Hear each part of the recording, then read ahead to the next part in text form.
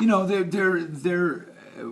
It was a very interesting class. I actually said, here's all the weird kids in high school, because it was the artists and the band, the kids in band, and the kids in theater, and the kids in music.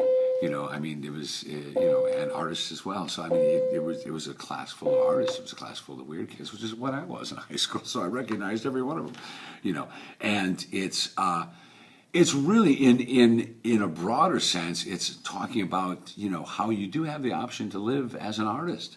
You have that option.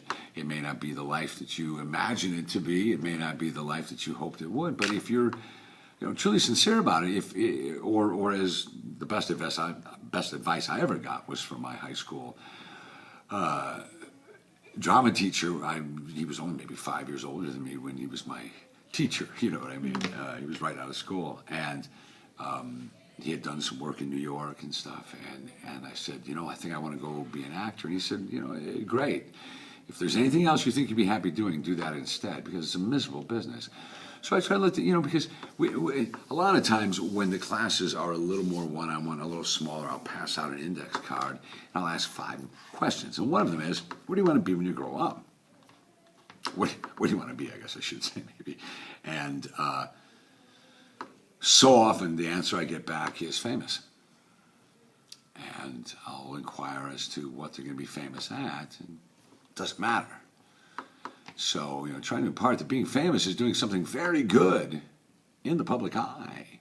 You can be a really good archaeologist, but if you're not doing it in the public eye, if you don't have a series, if you don't have a reality show, you're not going to be famous doing it. And because there are some, television, to my mind, has caused a lot of, I think, grievous misconceptions. Andy Warhol didn't know how right he was when he said everybody's going to have their 15 minutes of fame. You can almost do it now with all the reality crap on television. And trying to get them to understand that there's fame and there's infamy, and that the line between the two is almost erased today. So let's try to set that line up. I really try to do it differently. Like I certainly do it differently here at Northside than I do at a New Trier outside Chicago. Or in my hometown of Ottawa, Illinois, where I've done it there as well. I actually developed it there, and it was.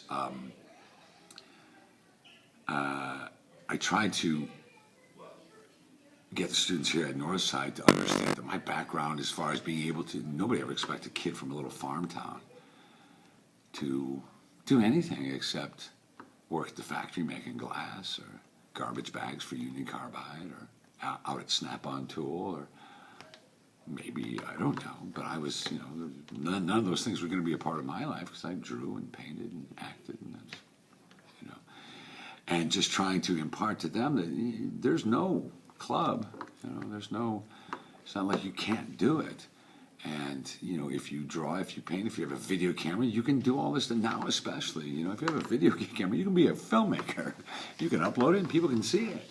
Mm-hmm. So there are, some incredible opportunities out there, more so than ever before, for a young person who wants to do something in the arts to do it. You can do it. You can almost do it yourself these days. And I think it's important for them to know that as well. I didn't start in this business until I was 30. I was working as a director of sales administration for a manufacturing company in Southern Illinois. So I was far away from this business as you can possibly get, but I started to do, I'd done some plays in college, and I started to do them again well after. I was the guy that called me to see if I wanted to audition for something years after I'd been in school was now a faculty member at the college. He was a student when I was a student. Advice, make a friend of the word no, because you're going to hear it a lot. And it's not going to take the money out of your wallet or, leave a bruise on you. It's not going to do anything. It's just a no. What it really means is not this time. Try to make sure that they understand that they're their product. And nobody's going to sell them like them. And there's got to be some ego involved, and that's and my advice to anybody was find that balance between knowing you can do it and people telling you not this time. You know, you have to be able to get right in the middle of those two things and just keep going forward. It's a miserable business. There's nothing sure about it. There's nothing fair about it.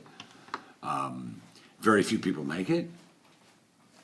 But if you have to play music, if you have to draw pictures, if you have to dance, if you have to act, better learn how to do it in the business, because you really don't have any choice. Otherwise, you're never going to be happy. And you're always going to wonder, what if? What if I would have done that audition? What if I would have learned that mile? What if I would have showed up to that casting? What if? I didn't want to live a life like that. That's, I didn't want to turn 40 and wonder what if. So at 30, I went to go find out.